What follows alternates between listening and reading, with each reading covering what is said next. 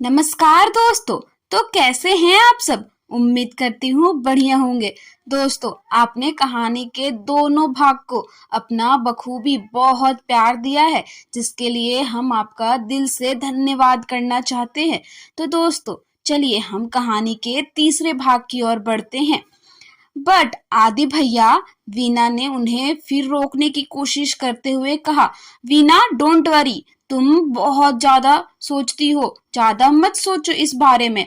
आदित्य ने वीना को समझाते हुए कहा और वे लोग उन घरों की तरफ देखते हुए आगे बढ़े, इस उम्मीद से कि वहां कोई उन्हें मदद मिल जाए।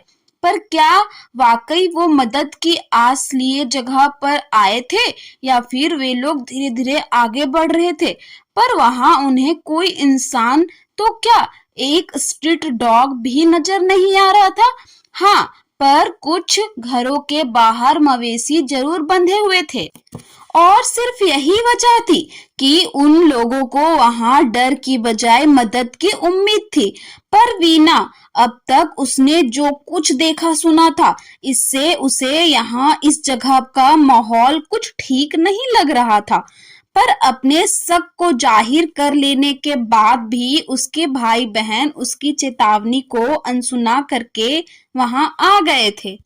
वीना के मन का भय उसके व्यवहार में भी झलक रहा था। वो हर कदम फूंक फूंक कर चल रही थी। वो चल आगे रही थी, पर उसकी नजरें चारों दिशाओं में घूम रही थी। एक हल्की सी भी आहट उसके शरीर में सिहरन पैदा कर रही थी। वाकई उस जगह का माहौल बहुत ही ज्यादा डरावना था। दूर जंगल से आने वाली सियारों की आवाज गूंज रही थी, वहां जो उस वातावरण को और भी ज्यादा भयानक बना रही थी। उस पर उल्लुओं के बोलने की आवाज, जंगलों से आने वाली ये भयानक आवाजें, और वहां उस गांव में चीर शांति भरा माहौल, ये सब वाकई एक खौफनाक हकीकत के रूप में उन लोगों के सामने था। अरे यार, आदि भैया, पूरा गांव घूम लिया हमने, पर यहाँ तो ना कोई बंदा दिखा, ना ही जात। साले ऐसे कैसे हो सकता है, सब मानो मर ही चुके हो। खींचते हुए विकास बोला, विकास इज राइट भैया, यहाँ तो ऐसा सन्नाटा पसरा है जैसे यहाँ सदियों से कोई रहता ही नहीं हो। समीर ने विकास की बात से सहमति जताते हुए कहा। तब उनकी बात सुनकर सोनल को भी वहां का माहौल अजीब सा लगा, और उसने भी उन दोनों की बात में अपनी बात मिलाते हुए कहा, आई थिंक आदि, वीना और ये दोनों ठीक ही कह रहे हैं। अब तो मुझे भी इस जगह पर मनहूसियत सी महसूस हो रही है। यहाँ यहाँ कुछ तो ऐसा है जो ठीक नहीं है। शायद ऐसा लगता है जैसे कुछ तो गलत हुआ है यहाँ। और ये अजीब सी जलने की बदबू, कुछ ठीक नहीं है यहाँ। आदि बेचैन होते हुए अपनी बात खत्म करी। ये सोनल दी, पता नहीं ये जलने की बदबू अचानक कहाँ से आनी शुरू हो गई है। छी, कितनी गंदी बदबू है। नाक सिकोड़ते हुए नेहा बोली। सो व्हाट सोनल दी, अब हम क्या करें। क्या आपको लगता है हमें लौट जाना चाहिए यहाँ से। आदित्य ने सोनल से पूछा। हाँ आदि, यहाँ से हमारा लौट जाना ही ठीक होगा, इससे पहले कि यहाँ कोई नई मुसीबत आए, सोनल ने कहा। Okay the, let's bike guys, Aditya ने कहा, और वे लोग वापस जाने के लिए जैसे ही पीछे मुड़े, सामने एक घर का दरवाजा खुला। दरवाजे को खुलते देखकर वे लोग थोड़ा घबराए, पर फिर भी उनके दिल में आशा की एक छोटी सी किरण भी रोशनी हुई। उनकी आंखें भय और उत्सुकता भरी नजरों से उस दरवाजे पर टिकी हुई थी। उन्हें इंतजार था उस शख्स का जो उस दरवाजे से बाहर आने वाला था। अंततः उनकी उत्सुकता शांत हुई। उस दरवाजे से एक अधेड़ उम्र की महिला बाहर आई। उसने घुटनों तक आने वाला एक घाघरा पहना हुआ था। चोली की जगह एक लंबा सा मोटा कपड़ा लपेट हुआ था, और उस पर एक पतली सी ओढ़नी साड़ी की तरह बदन पर लपेटी हुई थी। उसने कौड़ियों, हड्डियों और पत्थरों से बने हुए कुछ गहने भी पहने हुए थे।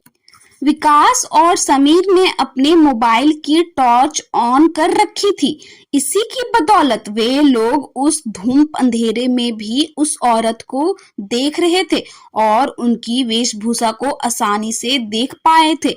लेकिन उस औरत को देखने के बाद उन लोगों के दिमाग ने काम करना ही बंद कर रखा था, क्योंकि उस औरत ने जिस तरह के कपड़े पहने हुए थे वो और जिस तरह की उसकी वेशभूषा थी, उसे देखकर वो तो बहुत ज्यादा पुरानी लग रही थी। लग रहा था आदम बाबा के जमाने की पहनी लग रही थी। आजकल तो गांव के लोग और आदिवासी लोग भी इस तरह के कपड़े नहीं पहनते, पर ये औरत, ये सवाल उन सभी के मन मस्तिष्क में गूंज रहा था। उन्हें समझ ही नहीं आ रहा था कि करे तो करे क्या। तभी वो औरत धीरे धीरे उनके तरफ आई और उनका चेहरा और बदन पूरी तरह से जला हुआ कोयले जैसा काला और भयानक लग रहा था। उसे अपनी तरफ आता देखकर वीना चीखी, भागो सब यहाँ से, भागो। जैसे ही वीना की वो चीख उनके कानों में पड़ी, वे सब वहां से तेजी से भाग निकले। पर भागकर जाते कहाँ, मूसल में सिर्फ जो दे मारा था। अभी तक वो सिर्फ बस खौफ की उन वादियों में ही गोते खा रहे थे, पर अब वो साक्षात भूतों के गांव में आ पहुंचे थे। ये वही गांव था जो 1857 की उस रात हमेशा के लिए वीरान हो गया था।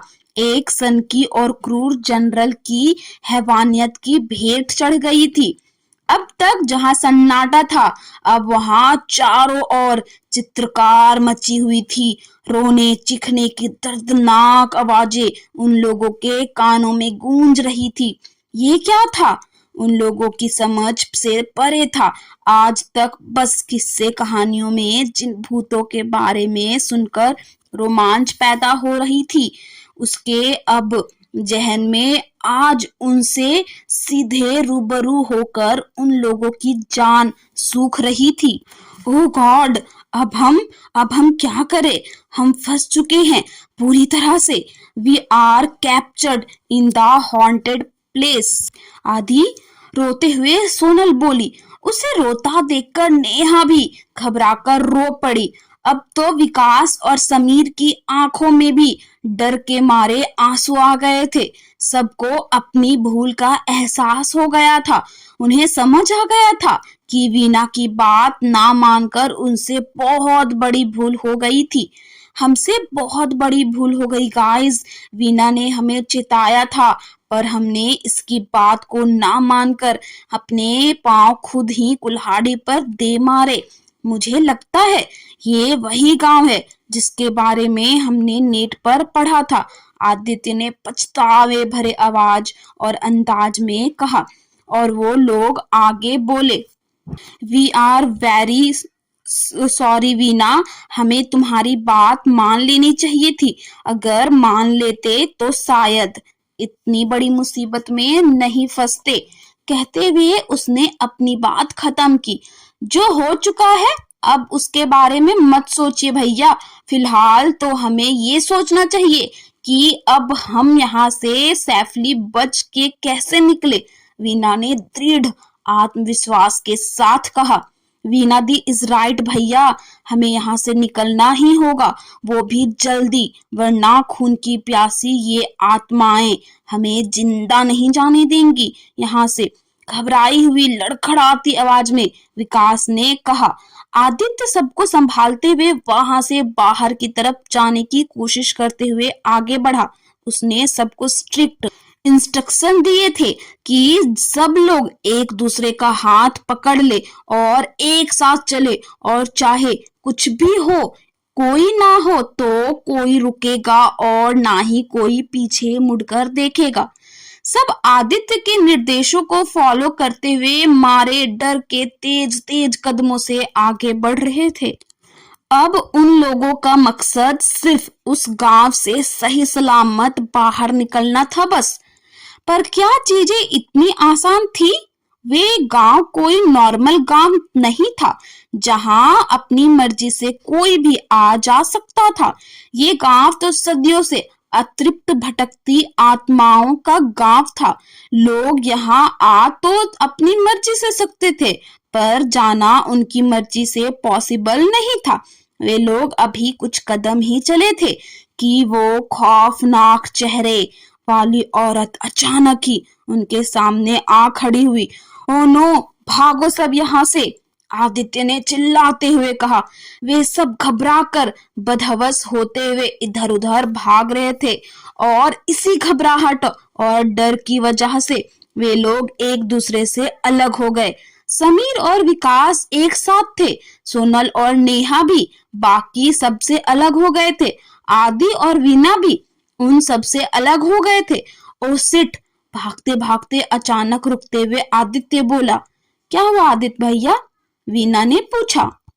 तब आदि ने हाँफते हुए थोड़ा आगे झुककर अपने हाथ घुटनों पर रखते हुए कहा, हाँ, पीछे पीछे देखो वीना, हमारे पीछे कोई भी नहीं है। सब लोग अलग हो गए हैं। जो नहीं होना चाहिए था वो हो गया। हम सबका इस तरह से बिछड़ जाना उन आत्माओं के काम को आसान कर देगा। इससे पहले कि हमारे भाई बहन के साथ कुछ गलत हो, हमें उन्हें ढूंढना चाहिए वीना। आप ठीक कह रहे हैं आदि भैया, चलिए वापस पीछे की तरफ। वहीं से सब लोग अलग हुए थे ना, तो हो सकता है वहीं से हमें कोई गली या रास्ता मिल जाए जहां बाकी सब भागे हो, वीना बोली। आदित्य को भी उसकी बात ठीक लगी और वो दोनों वापस उसी जगह पर जा पहुंचे जहां से वे लोग उस प्रेत आत्मा से डरकर भागे थे। तभी सामने से विकास और समीर भी वहां आते दिखे। वे लोग फिर से मिलकर बहुत खुश हुए। अरे विकास, तुम लोग ठीक हो ना? आदित्य ने पूछा। जी आदि भैया, हम ठीक हैं, पर सोनल दी और नेहा कहाँ है भैया? विकास ने पूछा। वे लोग तुम्हारे साथ नहीं है? चौंकते हुए आदित्य ने कहा। जी नहीं भैया, हमें हमें तो लगा कि वो दोनों लोग आपके साथ है, घबराते हुए विकास ने कहा। इसका मतलब सोनल दी और नेहा खो चुके हैं, घबराते हुए वीना बोली। घबराओ मत वीना, ये टाइम घबराने या रोने का नहीं है। हमें हमें जल्दी ही नेहा और सोनल दी को ढूंढना होगा।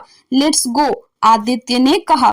सबने आदित्य की बात से हामी भरी और नेहा व सोनल को ढूंढने निकल पड़े। वे लोग उन दोनों को ढूंढ रहे थे और वहां वे दोनों बदहवस सी हालात में उस गांव के चौगान में एक कुएं के पास आ पहुंची थी। वे वही कुआं था जिसमें जनरल बेंटिन ने गांव के लोगों से सच उगलवाने के लिए उनके बच्चों को उसमें फेंककर मौत के घाट उतार दिया था। डर के मारे उन दोनों के गले सूख रहे थे और बदहवस भी भागते भागते वे दोनों पूरी तरह थक कर चूर चूर हो गई थीं।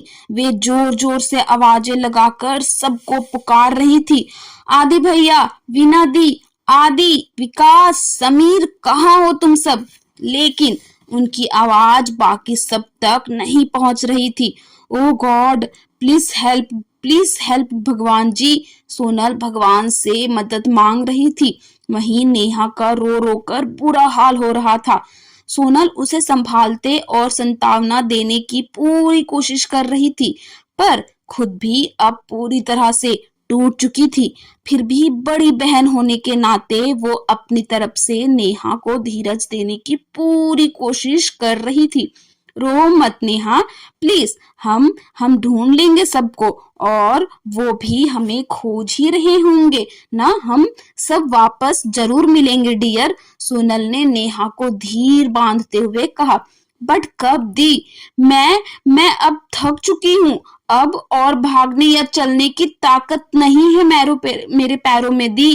चोट भी और दर्द कर रही है, और देखिए खून भी रिस रहा है यहाँ से। रोते हुए अपने पैर की तरफ इशारा करते हुए नेहा बोली। सोनल ने नेहा की चोट को देखा। वाकई वहां से खून रिस रहा था।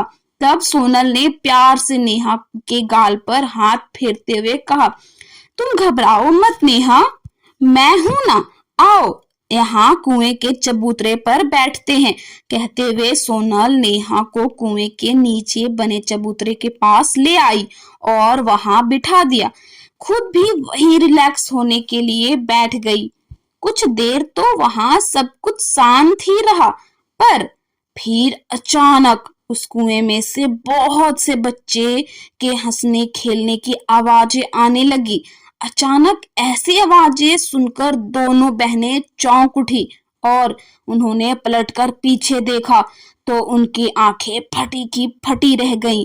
उस कुएं की दहलीज मतलब उसकी मुंडेर या पाल पर 4-5 बच्चे खेल रहे थे। उन बच्चों को देखकर नेहा की चीख निकल पड़ी। हाँ, उसने चौंक कर घबराते हुए अपने मुंह पर हाथ रखा और धीरे से सोनल की तरफ देखते हुए बोली, ये बच्चे यहाँ कैसे अचानक कहाँ से आए और ये कुएं पर खेले रहे हैं दीदी, क्या हो रहा है यहाँ? डर के मारे कपकपाती रोती हुई सी आवाज में नेहा बोली। सोनल भी उस भयानक नजारे को देखकर दंग रह गई थी। इतने छोटे बच्चे कुएं की मुंडेर पर भाग रहे थे, खेल रहे थे, वो भी बिना किसी डर के। उनकी हंसी इतनी भयानक थी कि कान के पर्दे ही फट जाए। अभी नेहा और सोनल कुछ समझ पाती उससे पहले ही उनमें से एक बच्चा खेलते खेलते कुएं में गिर गया। उसे कुएं में गिरता देख नेहा और सोनल डर के मारे चीख निकल गई, लेकिन वे दूसरे बच्चे बिना घबराए जोर जोर से तालियां बजाने लगे और जोर जोर से हंसने लगे। ये सब देखकर नेहा और सोनल दोनों ही शॉक थी। तभी वो बच्चा जो कुएं में गिरा था कुएं की दीवार पर अपने दोनों हाथों और पैरों से रेंगता हुआ चलते हुए बाहर निकलकर आया और ये खौफनाक मंजर देख नेहा और सोनल का कलेजा मुंह को आ गया था। अब उन्हें ये समझते ज्यादा देर नहीं लगी कि वे बच्चे कौन हैं। भागो यहाँ से नेहा, कहते हुए सोनल ने नेहा का हाथ पकड़कर खींचा और उसे लेकर वहां से भाग निकली। दोनों काफी ज्यादा डरी हुई थी और थकान के मारे पहले ही उनका बुरा हाल हो रहा था। ऊपर से वो दोनों सबसे अलग भी हो गई चुकी थी, जिस वजह से उनके मन का डर 10 गुना ज्यादा बढ़ गया था। वही आदित्य, वीना, समीर और विकास का भी उन्हें ढूंढ ढूंढ कर बुरा हाल हो रहा था। उन्हें भी ये फिक्र सता रही थी कि आखिर वो दोनों हैं कहाँ और किस हाल में। वे लगभग गांव के 20 चक्कर लगा चुके थे, पर अब तक उन्हें कहीं भी उन दोनों का पता नहीं चला था। तभी अचानक चलते चलते वीना एक जगह पर आकर रुक गई। क्या हुआ वीना दी, आप रुक क्यों गई? समीर ने पूछा। बाकी सबने भी अचरज से प्रश्न भरी निगाहों के साथ वीना की तरफ देखा। तब वीना ने सामने एक बड़े से पेड़ की तरफ इशारा करते हुए कहा, वो देखिए आदि भैया, समीर, वो पेड़। क्या आपको नहीं लगता हम यहाँ पहले भी 2 बार आ चुके हैं? वीना की बात सुनकर विकास, समीर और आदित्य ने भी उस पेड़ और उस जगह को गौर से देखा और उस जगह को गौर से देखते ही विकास उछलकर तपाक से बोला, अरे हाँ वीना दी, आप सही कह रहे हो, हम यहाँ पहले भी आ चुके हैं। इसका मतलब ये गांव एक भूल भुलैया है। अब यहाँ से चलते हैं, घूम फिर कर वहीं आ रहे हैं। ओ नो, नेवर यार, हम अब क्या करेंगे आदि भैया, कैसे निकलेंगे यहाँ से और नेहा और सोनल दी को कैसे ढूंढेंगे यहाँ? घबराकर बेचैन होते हुए विकास ने कहा। घबराओ मत विकास, अब जब यहाँ फंस ही गए हैं तो यहाँ से निकलने का भी कोई ना कोई रास्ता जरूर होगा। भगवान पर विश्वास रखो और आगे बढ़ो। चाहे चाहे जो भी हो जाए, जैसी भी हो, हमें यहाँ सबसे पहले नेहा और सोनल दी को ढूंढना ही होगा। अगर उनके साथ भगवान ना करे कुछ गलत हो गया तो मैं सारी जिंदगी खुद को माफ नहीं कर पाऊंगा। आदित्य ने कहा। आदि भैया ठीक कह रहे हैं विकास, हमें हिम्मत नहीं हारनी चाहिए। अगर हम कोशिश करेंगे तो भगवान हमारी हेल्प जरूर करेंगे। विकास को धीरज बांधते हुए वीना बोली। और नेहा और सोनल उस कुएं से तो बच निकले थे, पर वहां हर कदम पर उनके लिए एक नया खतरा इंतजार कर रहा था। भागते भागते थककर उन दोनों ने एक घने इमली के पेड़ के नीचे आसरा लिया। सुबह से भागते भागते अब उनकी हालात बुरी तरह से खराब हो चुकी थी। उनके पैरों में अब खड़े होने की भी ताकत नहीं थी। थककर चूर हो चुकी थी दोनों बहनें। इस डिफिकल्ट सिचुएशन में एक दूसरे का सहारा बनी हुई थी, एक दूसरे के जिंदा होने का कारण बनी हुई थी। नेहा के पैर का जख्म और गहरा हो गया था। इस भागा दौड़ी में उसकी चोट से काफी ज्यादा खून रिस रहा था। एक तो थकान और भूख, ऊपर से ये असहनीय पीड़ा। नेहा की हालात बद से बदतर हो रही थी। उससे अब दर्द सहा नहीं जा रहा था, इसलिए सोनल ने उसे वहां उस पेड़ के नीचे बिठा दिया और उसका सर अपनी गोद में रखकर सहलाते हुए उसे आराम पहुंचाने की कोशिश कर रही थी। तभी अचानक उस पेड़ पर हलचल सी होने लगी। आवाजें सुनकर नेहा सोनल की गोद से झटके से उठी और दोनों ने ऊपर देखा। ऊपर देखते ही डर के मारे नेहा वहीं बेहोश हो गई और अब तक बेहोश ही रही जब तक कि उसके दूसरे भाई बहन ने उसे ढूंढ नहीं लिया। उन्होंने जब उसके फेस पर यानी छिड़का पर तब जाकर उसे होश आया। नेहा, नेहा, उठो उठो प्लीज। वीना ने उसे संभालते हुए उठाया और कहा। अपने भाई बहन को सामने देखकर नेहा बहुत ज्यादा खुश हुई और खुशी के मारे वो वीना दी कहते हुए वीना से लिपट कर रो पड़ी। वीना ने भी उसे गले लगाकर धीरज बंधाया और सब जब वो कुछ नॉर्मल हुई तब आदित्य ने उससे पूछा, तुम ठीक हो नेहा? यार यू ओके? जी आदि भैया, नेहा बोली। नेहा, नेहा, सोनल दी कहाँ है? आदित्य ने पूछा। आदित्य के पूछने पर नेहा को सोनल का ख्याल आया। व्हाट? आदि भैया, सोनल दी यहाँ नहीं है? चौंकते हुए नेहा ने आश्चर्य के साथ आदित्य से पूछा। नहीं नेहा, वे हमें यहाँ नहीं मिली। अगर वे यहाँ होती तो मैं तुमसे क्यों पूछता? आदित्य ने जोर देकर कहा। ये बात सुनकर नेहा अंदर तक हिल गई। उसकी आंखें खुली की खुली रह गई, जबान अटक सी गई। वो बस टकटकी लगाए भूत बनी ऊपर उस इमली के पेड़ की तरफ देख रही थी। उसका दिलो दिमाग सुन्न हो गया था। क्या हुआ नेहा? क्या हुआ था यहाँ? कुछ तो बोलो। नेहा को लगभग झंझकोरते हुए वीना बोली। वीना के झंझकोरने से नेहा थोड़ा होश में आई और उन सब की तरफ देखकर दहाड़ मारकर रो पड़ी। उसका ऐसा बिहेवियर देखकर सब के सब मन ही मन घबरा रहे थे। किसी अनहोनी की आशंका उनके मन को अधीर कर रही थी।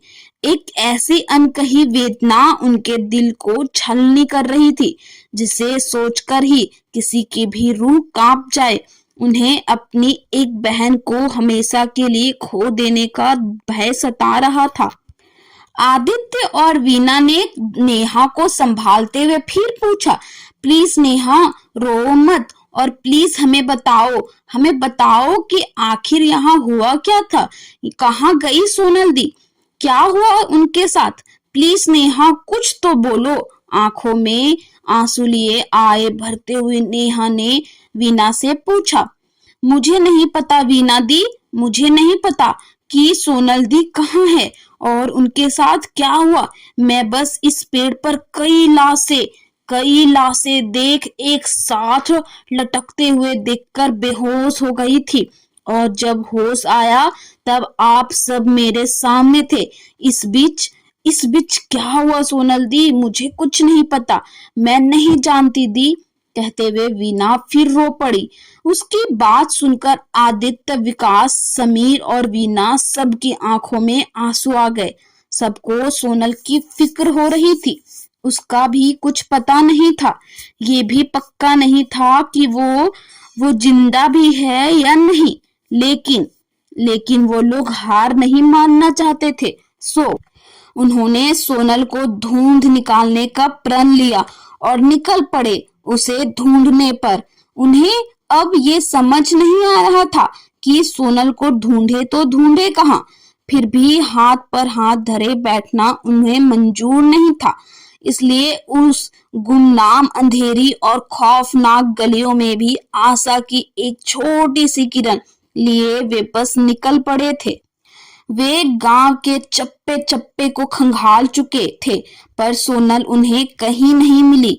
आखिर सोनल गई तो गई कहाँ? ये सोच सोचकर उन्हें और ज्यादा डर लगने लगा था। सोनल को ढूंढते ढूंढते घूम फिर कर जैसे ही वो लोग वापस उस इमली के पेड़ के नीचे से गुजर रहे थे, तब अचानक वहां वीना के माथे पर कुछ गिरा। वो क्या था?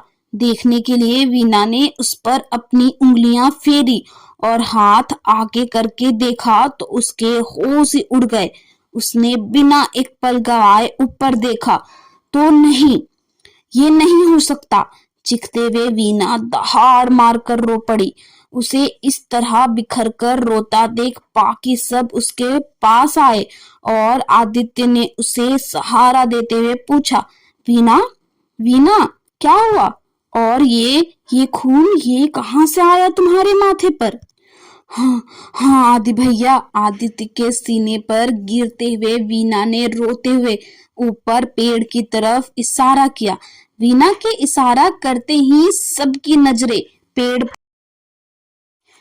पर पड़ी और फिर उन लोगों ने जो देखा, ऐसा खौफनाक नजारा कभी कोई इंसान देखना नहीं चाहेगा। उस मंजर को देखकर नेहा और विकास भी फूट फूट कर रोने लगे। समीर और आदित्य इन तीनों को संभाल रहा था, पर उस टाइम उस सिचुएशन में आदित्य भी खुद को संभाल पाने की स्थिति में नहीं था। पर बड़ा भाई होने के नाते उसे तो खुद को संभालना ही था। ये जिम्मेदारी तो उसे उठानी ही थी।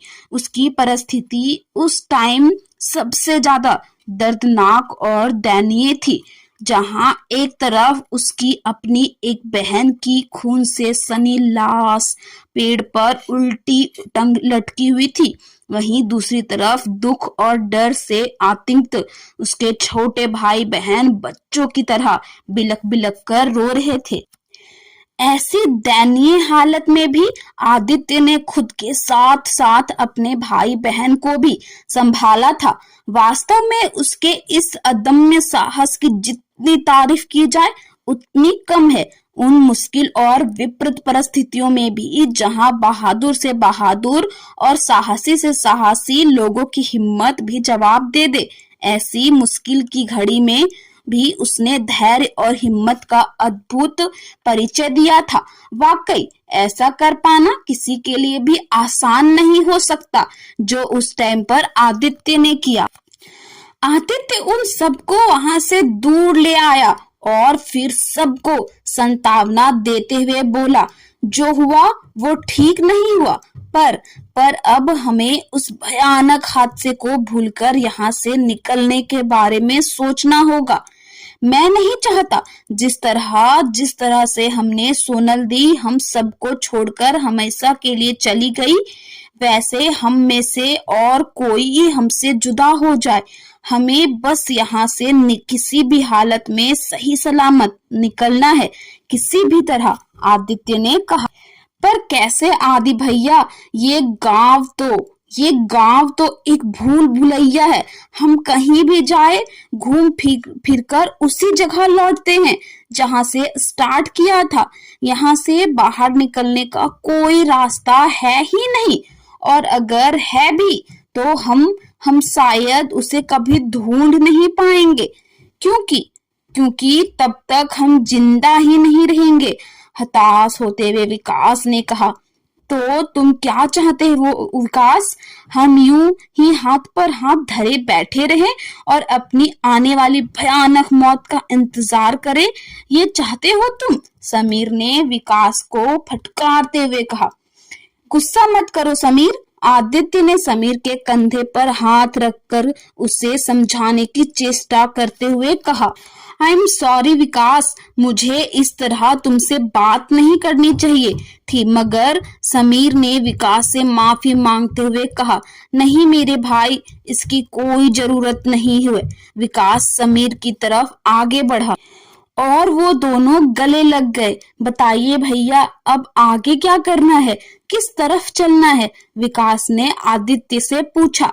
पता नहीं विकास, कुछ समझ ही नहीं आ रहा है, किस तरफ जाए और क्या करे। दिमाग सुन्न हो गया है, ऐसे सिचुएशन को कैसे हैंडल करूं, कुछ समझ नहीं आ रहा। हमारी लड़ाई किसी किसी इंसान या जानवर के साथ नहीं, बल्कि प्रेत, आत्माओं और भूतों के साथ है, जिनके बारे में हमें कुछ नॉलेज नहीं। आज तक जिन चीजों पर कभी यकीन ही नहीं किया था, आज वो सब देख भी लिया। हाय कांट बिलीव दिस, आदित्य ने चकित विस्मित स्वर में कहा। अरे वीना दी, आप तो इन सुपर नेचुरल पावर पर बिलीव करती हैं ना? आपने कई हॉरर मूवीज देखी है, कई सारी हॉरर स्टोरीज और नॉवेल्स पढ़े हैं। क्या आपको ऐसी सिचुएशन से निकलने के बारे में कुछ भी पता नहीं है? कोई तो तरीका होगा ऐसी डेंजरस और हॉन्टेड सिचुएशन से निकलने का। प्लीज दी, कुछ तो सोचिए प्लीज। हाँ वीना, इन चीजों के बारे में हम सबके आगे का पार्ट जानने के लिए अब जल्दी से मेरे चैनल को सब्सक्राइब कर ले। आगे का पार्ट भाग 4 में बताया जाएगा।